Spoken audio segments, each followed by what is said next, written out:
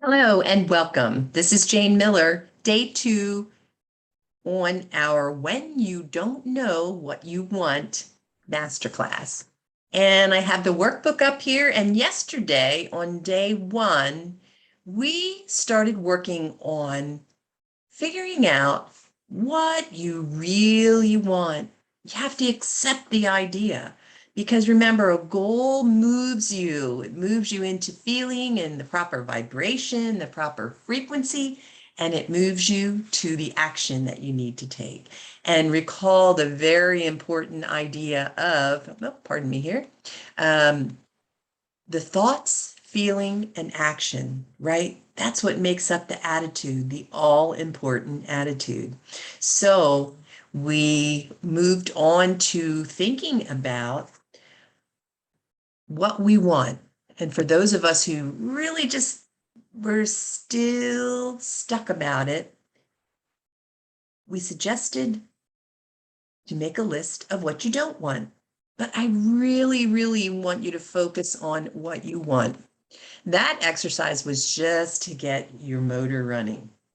I want you to focus on what you want and how you want to live. So those were our two assignments for overnight, was to make that list of what you want and pick out one or two to turn into a goal, and then write it as if you already have it, and write out that script how you want to live. Because if we focus on the goal as we already have it, it will catapult you so much more quickly. So let's get into then what we were started to talk about yesterday, but you say, but I'm stuck. I don't know what to do. I write my goals every January 1st, and then they peter out. Well, there's some things that we know that will stop us in our tracks, and that's what we want to focus on today. So why do we get stuck? Well, the first thing to realize is you already know what to do, don't you? Think about it. You already know how to get more sales. You already know how to lose the weight. You already know how to repair that relationship. So why don't we do it? We call that the knowing doing gap. So if you know it, but you're not doing it, there's obviously a gap. Or if you know something is bad for you, but you keep doing it anyway, why? That's also a knowing doing gap. And think about when you were a kid, and maybe you got into a little trouble and your mom or dad said, "No, come on, why did you do that?" And you said, "I don't know." Well, what do you mean you don't know? Haven't I taught you better? Yeah. Well, then why did you do it? I don't know. Don't you know better? Yeah. Why did you do it? I don't know. And this continues even on through our work life and maybe even into our relationships where, the boss will say, "My goodness, now, why did you do that?" I don't know. Well, you know better. We reviewed, right? Yeah. Well, why did you do it? I don't know. So let's talk about why we have this knowing doing gap. We already know what to do. Why aren't we doing it? Let's move a little further here because I want to talk about where these ideas are stuck, as you said. Well, they're habits. They're habits that have been embedded into our subconscious mind. Remember yesterday we were talking about how we can accept or reject any thought that comes into mind. And think about it, when we were really little kids, we didn't know. And even now, maybe this concept is totally new to you. You don't have to accept every thought that comes from our senses, right? Okay, so if it's in the subconscious, then what happens? Well, remember we talked yesterday about creating thoughts and then impressing them with feeling, and that creates our action. Well, this is what happens here. And if we're letting thoughts come in that are not productive for us, there, and we give emotion to them, you're going to see them in our action. And you're going to start to see how this gap widens as we go along, because our behavior is usually on autopilot, isn't it? And it's deeply rooted in these things we call, and let me blow it up here, paradigms, right? What are paradigms? If you haven't heard the word before, I have a little description here. So paradigms are those mental programs that have almost exclusive control over our habits and our habitual behavior. They're kind of the operating system of our mind. You know, our computers have the operating system, the DOS and the Windows. So the computer gets that system and it just rolls. Guess what? We tend to be the same way. And also, not only do the paradigms control our habits and then our behaviors, and then we get those results that make us think that we're stuck, they also can cause us to look at things through a certain kind of, there's certain glasses, there's certain prism that we view things. We try to make sense about the world around us. Say you're walking down the street and it's getting dark, the street lights start to come on, and coming towards you, there's a little old lady with a purse and cane maybe, and she's coming on down. You probably, from past experience and paradigms and the way we view things, aren't startled. You don't take any action. You may even say, hello, how are you tonight? Do you need any help? Hey, she could be packing. Who knows? Versus you're walking down that same street and it's dark and the street lights are coming on, and coming towards you is a very large man, all dressed in black leather with chains and tattoos, maybe a cap that you can't really see his face. You might be crossing the street to get to the other side. No, you don't know. But our paradigms over the years have installed habits for us. Now think about paradigms, and I want to note this: paradigms aren't in of themselves good or bad. They're neutral, but we add the energy to them, which make them good or bad, positive or negative. There's a great quote from Andrew Carnegie that explains this, I think, so well. He said, any idea that is held in the mind that is either feared or revered will begin at once to clothe itself in the most convenient and appropriate physical form available. You see what he's saying here? That if we're thinking the thoughts are coming in and it's a negative thought, can't pay your bills on time, and this is frustrating you and you're getting worked up about it, emotional, our action may be not picking up the phone when the collection people call. So that may be a way to understand maybe something that's feared like that.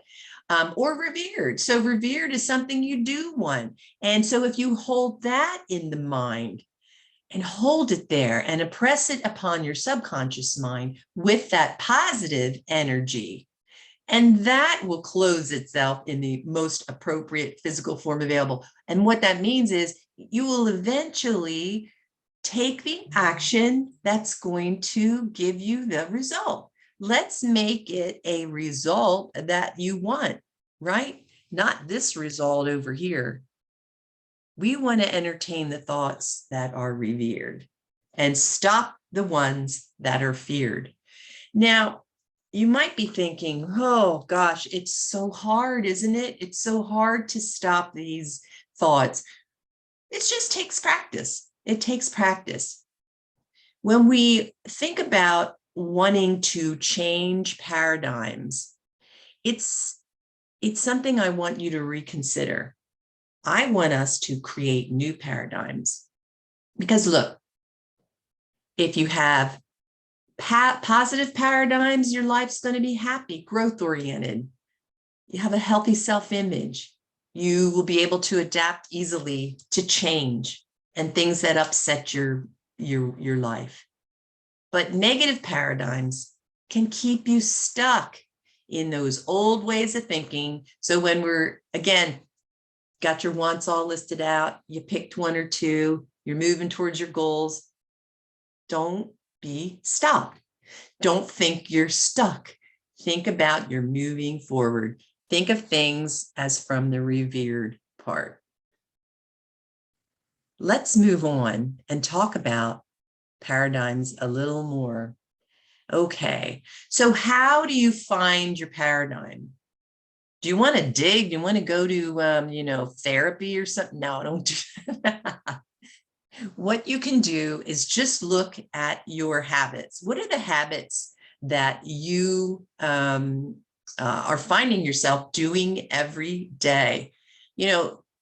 Turn out the garage to head to work, you probably take the same route every day, right? When you go to the grocery store, do you take the same path through the store and automatically throw the things in the cart by habit? So we have to look at our habits, and that will reveal our paradigms and whether they're good or bad. We want to keep those that are serving you, right? So look at habits and know that if you have non-productive habits, you can replace them with productive habits. I'll often have my clients, make this list. So on this side, what are the habits that aren't serving you? And on this side, what should that habit be? We go back to the law of polarity, the law of opposites. So if you're seeing a habit that's not serving you, what do you need to do to turn that into the positive? So again, review the habits. Which ones are moving you toward your goal and which ones are sabotaging you? So if you're a salesperson and you're wanting to reach that next level and you know that your goal is to add X amount of clients, and you have a habit of the first hour or two of the day, you're, swiping through social media, that habit is not serving you. Let's change the habit. And in the first 2 hours of the day, you're calling prospects. Woohoo! Simple as that. Is it simple as that? Yeah, I think we can create new paradigms. It's hard to change a paradigm that's not serving you. It's hard to beat yourself up all the time and not do that thing. So instead, we want to see it as creating new paradigms. So we're not trying to, per se, stop the old behavior, but we want to start a new behavior. Makes it a lot easier to get into the habit. So how do we create new paradigms? Well, one way is the law of polarity. You're seeing the habits that aren't helping you, so we create new ones. But there's really only two ways to create new paradigms. The first is sudden impact. Let's say, holy cow, you've been eating kind of what you wanted and maybe indulging in some beverages that aren't serving you so well, and you have a heart attack. Well, I'll tell you, I think that suddenly you will be creating new habits of healthy eating and limiting those beverages. That's an idea. A sudden impact such as 9/11 back in the day, more recently, the COVID, it caused some people to really reflect on their lives and create a new paradigm of forgiving people, reaching out to their loved ones more often. So that's a good thing, a good thing. A good impact may be a new baby in the house. Yay. And that could create a new paradigm of no smoking.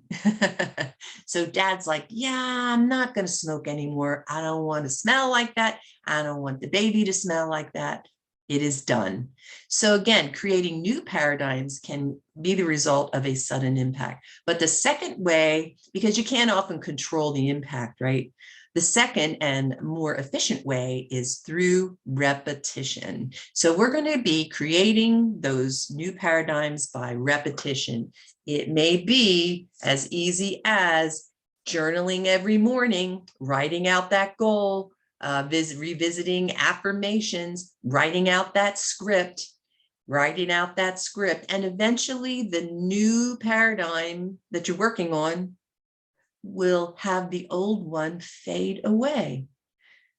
And they say you only have to do something until you want to, and then you don't have to anymore. I love that. Great. So creating these new paradigms, why is it so important? Well, it gets us unstuck, right? A couple of reasons. Think about when you're on the highway and there's some 18-wheelers in front of you, some big trucks, and the one pulls out to pass the other one. And like they're side by side for miles. And you're like, what in the world? Why did that driver pull out there if they're not going to put the pedal to the metal, right? Metal to the pedal. Well, it may have a governor, right? Remember back in the day? So many trucks have the governor on, so they can put the pedal to the metal and it's not going anywhere. And this happens to us if we don't create new paradigms. We can have 1,000 horsepower under our hoods, but if we don't get rid of that governor, we are never going to be able to use that power. The other thing is it helps us to get rid of and close that knowing doing gap. We finally will do what we know how to do. When you close that knowing doing gap, you can earn more money, you will lose the weight, you can repair the relationships, you can find that new job or get that promotion, or maybe leave that W-2 that you hate to start a new business. So the reasons are really good to get your governor off and create these paradigms. Let's go on. We want to keep thinking about thoughts and the repetition of good thoughts, because thoughts determine your life. Think about it. All pain, pleasure, limitation, either was something you originated in your conscious mind, or you accepted something that came from your senses. The see, hear, smell, taste, and touch. They're like little antennae up here. And you need to think about what you're going to accept, what you're going to put in through your imagination, because you can imagine things that aren't so good too, right? So worry, frustration, doubt, replace them with faith, understanding, and proper thoughts. And remember, as you accept a thought, whether it comes from the external world or you're creating it, and you give emotion to it, it is now in your subconscious mind. And the more you repeat, the paradigm grows. So let's make sure they're good ones. Now, I love this next little diagram because it really shows us how this works. Remember yesterday, I was reading a bit from one of my mentors, Sandy Gallagher, when she was talking about imagination. And she said, don't focus on the current result. No, focus on the thoughts of the goal already yours. Remember, the goal is yours as soon as you accept the idea. So we always want to work from the goal, from already having it, from growing into the person that lives the goal. So let's look at this. Results. You see they're in different spots on these diagrams. This is our old way of thinking. Typically, people will think about the current results. Maybe you're overweight and you keep thinking about, oh my gosh, I'm overweight. My pants are tight. I'm huffing and puffing. Can't do things that I used to do. So if this is what you're impressing upon your mind, you're feeling then, see, you're feeling bad about it. You're feeling frustrated. You're feeling sluggish. You're feeling tired. Well, then what does that do to your actions? You don't feel like going out and taking that walk. You just sit in the sofa and watch the tube, right? You don't bother preparing yourself a good meal. And then guess what happens to the results? They get bigger and bigger. And then as you continue to think about those results, my gosh, here I'm trying, but I gained weight. Then you're thinking that and you're feeling worse about it. And it's impressed again. Remember, repetition, it's impressed again upon your subconscious mind. And those thoughts and feelings, remember, create action. And that's your attitude, and your attitude stinks. So then you get worse results because now you're all stressed out and you're holding on to weight. Let's go to the right side of this diagram and do this in a way that will help create new paradigms and the results you want. So let's stick with that idea of the releasing weight. So instead of thinking, oh my gosh, I'm X amount of weight, our thought may be, this is great. I've released weight. My goal weight is mine.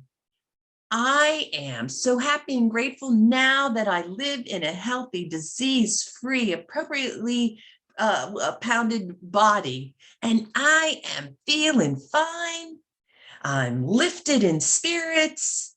My clothes are fitting so much better. High five in the mirror, and your feelings are good ones, and your vibration. Remember, feelings are vibrations. And the frequency is high, and goals here, you're on the same frequency.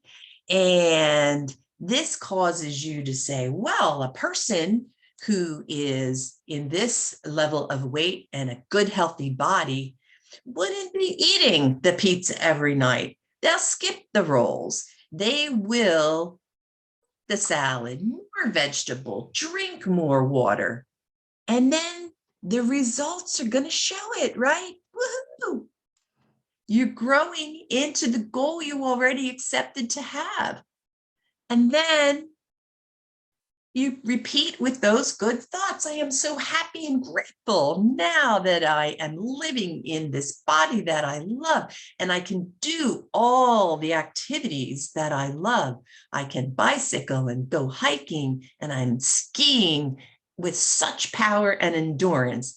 I am feeling fine. It feels so great to get up in the morning and high five my body. And I'm so grateful to live in this body that I have. And so, again, a person feeling this way isn't going to sit on the couch. The person feeling this way is going to continue to get out, take those walks, take those hikes and bikes and all the activity. And we're getting another gold star on our way to our goals. You see, even here in my voice, how excited I get about this side of the whole cycle.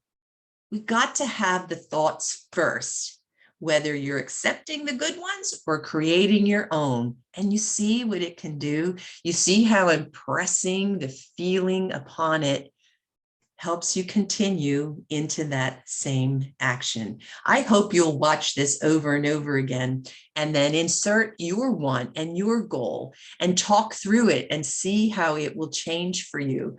This is the exact formula that I used when I was starting my consulting practice, and I had been on the negative side thinking, oh gosh, I don't have enough of clients. How am I going to pay my bills? And when I flipped it to already seeing myself in that goal and starting with, for example, I am so happy and grateful now that I'm working with 50 clients every year. I'm helping them so much, and they are just getting great results. It is so fun to work with them every week, answer their questions, present the material. I am loving facilitating. I love reaching out to new prospects every day so that I can get them in this program and follow this formula too. And I'm feeling so grateful, and I'm feeling that I'm doing God's work, and I'm feeling super, super fun, and my life is just glowing and growing all the time. And because of those feelings, then I'm staying in the action. I continue to facilitate and reach out to prospects and study and do great programs for people. And as a result, my results grow. My clients are bringing me referrals, and I'm shining my light instead of keeping it under the barrel. And I'm just getting starred. And then back to thoughts. I am so happy and grateful that my goal has come true. It is done. I hope that you will practice this too. I just love this formula that you can practice every day. So I'm going to do a little assignment here. I want you to list some new paradigms that you will create. And remember, we're creating them. We're not trying to like overcome or stop the other one. So I don't want you to write stop eating buns before my meal. I want you to create a paradigm that says, I am eating my healthy meal and it tastes so great. I am adding water to my diet. I'm adding more vegetables all the time. Whatever it is to create your new paradigm. Okay, let me give you a sneak peek into next week. What do you really want? Well, there's a single mental move that you can make, which in a millisecond will solve enormous problems for you. It has the potential to improve almost any personal or business situation that you'll ever encounter. This could literally propel you down the path to incredible success. And we have a name for this magic mental activity. It is, tune in tomorrow to hear the magic mental activity. We're going to take some questions and answers at this point. So here, let's go.